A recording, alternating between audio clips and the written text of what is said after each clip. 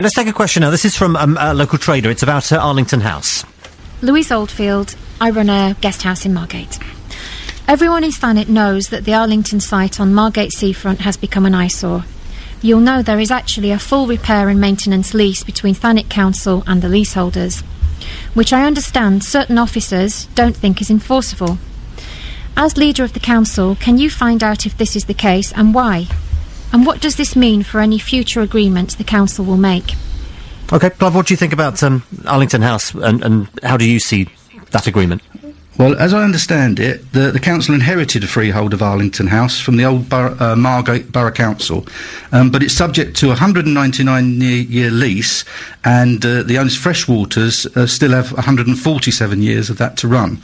Now, as a result, there's very little the council can do about some of the really big things that the residents at Arlington House complain about, such as the decision of Freshwaters to appoint a management company to maintain the building, and the common parts which the residents think they don't do a very good job. Also, the extent to which the council can force Freshwaters to carry out the repairs to the building right now is really restricted because the lease still has that 147 years to run. You've got to understand that the council is able to carry out the repairs and recharge fresh water, but they'll only pass on the cost to the residents anyway.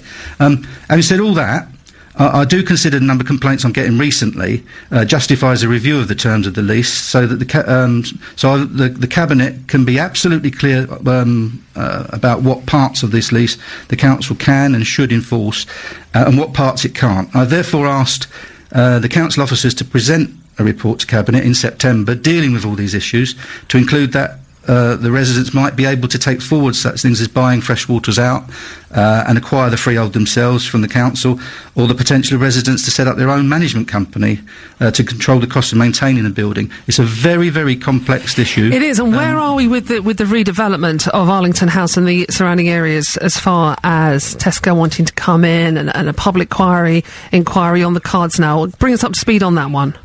As I understand it, it's with the inspector, the present, the independent inspector, and we're awaiting. It's imminent. His decision is imminent. Would you be happy if Tesco's moved in there? I'm on public record. I can't get out of this. I won't get out of it because I actually stand by what I said. I'm on public record as saying because I was on the planning committee when it came to planning, and I voted against it. I voted against it because I understand that the traffic that will be generated by the Tesco's outlet on the seafront will actually force the seafront to be almost a traffic jam from day till night.